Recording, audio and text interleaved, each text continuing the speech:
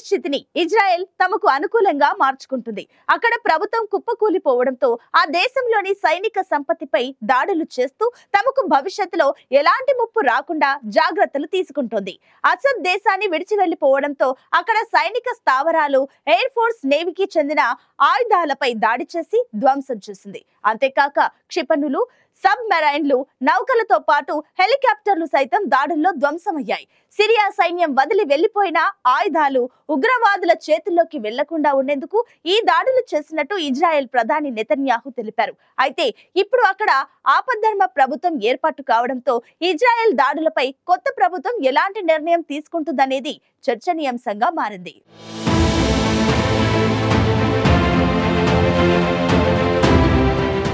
సిరియాలో అంతర్యుద్ధం కారణంగా దేశాధ్యక్షుడు Bashar al Asad దేశాన్ని విడిచి పారిపోవడంతో తిరుగుబాటు దళాలు ఆపద్ధర్మ ప్రభుత్వాన్ని ఏర్పాటు చేశారు. అయితే సిరియా పతనాన్ని తమకు అనుకూలంగా మార్చుకునేందుకు ఇజ్రాయెల్ తీవ్రంగా ప్రయత్నిస్తోంది. సిరియా రాజధాని డమాస్కస్ ను హెచ్టిఎస్ రెబెల్స్ ఆక్రమించింది తడువుగా తన వ్యూహాన్ని మార్చేసింది. ఆపరేషన్ యారో ఆఫ్ బషర్ను ప్రారంభించింది. దీంతో సిరియాలోని వైమానిక స్థావరాలు, నౌకాదళ స్థావరాలను లక్ష్యంగా చేసుకుని వందల సంఖ్యలో వైమానిక దాడులు చేస్తోంది. బషర్ అనేది ఇజ్రాయెల్ ఉత్తర దిశగా సిరియా వైపు ఉండే భూభాగాన్ని పేర్కొంటూ సిరియాలోని ఆధ్యాత్మిక గ్రంథాల్లో ఆ పదాన్ని వాడతారు.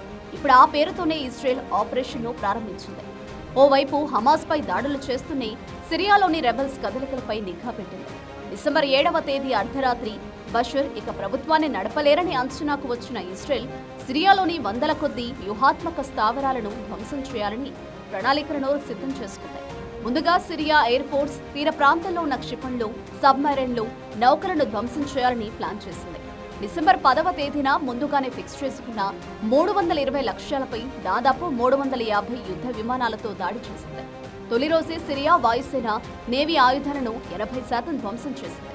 సిరియాలోని కీలకమైన బయదా, లతాకియా పోర్టులు ఇజ్రాయెల్ దాడులతో ధ్వంసమయ్యాయి.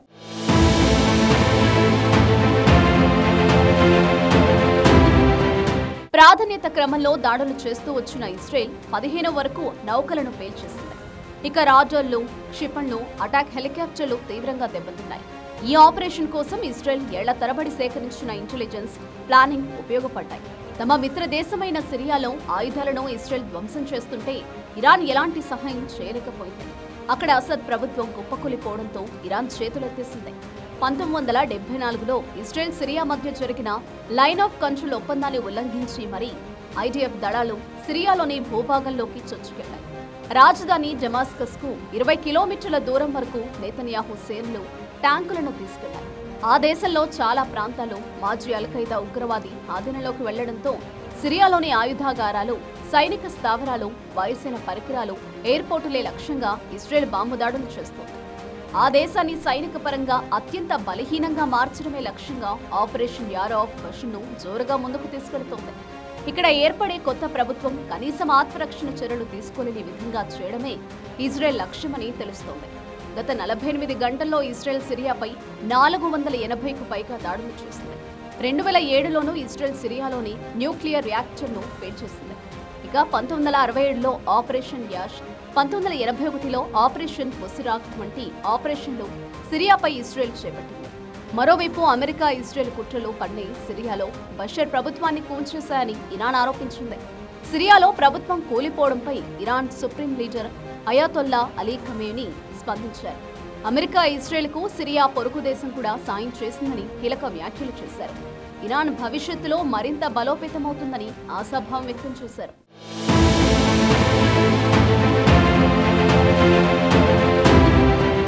ఇక సిరియాపై ఐడిఎఫ్ చేస్తున్న దాడులపై ఇజ్రాయెల్ ప్రధాని నెతన్యాహు కీలక వ్యాఖ్యలు చేశారు. సిరియా అంతర్గత వ్యవహారాల్లో జోక్యం చేసుకునే ఉద్దేశం తమకు లేదని, కానీ ప్రస్తుత పరిపాలకులు ఇరాన్ను బలపడేలా చేసి హిజ్బుల్లాకు ఆయుధాలు అందిస్తే మాత్రం తీవ్ర చర్యలు తప్పవని హెచ్చరించారు. పౌరుల భద్రతే తమ ప్రాధాన్య అంశమని, అందుకే సిరియన్ మిలిటరీ వదిలి వెళ్లిన స్థావరాలపై వైమానిక దాడులకు అనుమతిస్తున్నానని తెలిపారు. ఆ దేశంలో ఉన్న రసాయనిక ఆయుధాగారాలు, క్షిపణి లాంచర్లు, హెలికాప్టర్లు, యుద్ధ విమానాలు ఉగ్రవాదుల చేతిలోకి వెళ్లకుండా జాగ్రత్త పడడానికి వాటిపై దాడులు చేసి ధ్వంసం చేశామని తెలిపారు. సిరియాలోని కొత్త పాలకులతో సత్సంబంధాలు ఏర్పరచుకోవాలని అనుకుంటున్నామని, కానీ ప్రస్తుతం ఉన్న తిరుగుబాటుదారులు ఇరాన్ను సిరియాలో తిరిగి స్థాపించడానికి అనుమతించడం, ఆయుధాలను హిజ్బుల్లాకు అందించడానికి సహకరించడం వంటి వాటిని కొనసాగిస్తే తమ నుంచి ప్రతిచర్య తీవ్రంగా ఉంటుందని నేతన్యాహు అన్నారు. గోలన్ హైట్స్ లోని బఫర్ జోన్ నుంచి సిరియా బలగాలు వెనుతిరగడంతో ఆ ప్రాంతాన్ని ఇజ్రాయెల్ సైన్యం తాత్కాలికంగా స్వాధీనం చేసుకున్నట్లు తెలిపారు. అయితే ప్రస్తుత పరిస్థితులు సిరియాలో అనిశ్చితికి, ఉగ్ర ముప్పునకు కూడా దారితీయొచ్చని నేతన్యాహు ఆందోళన వ్యక్తం చేశారు.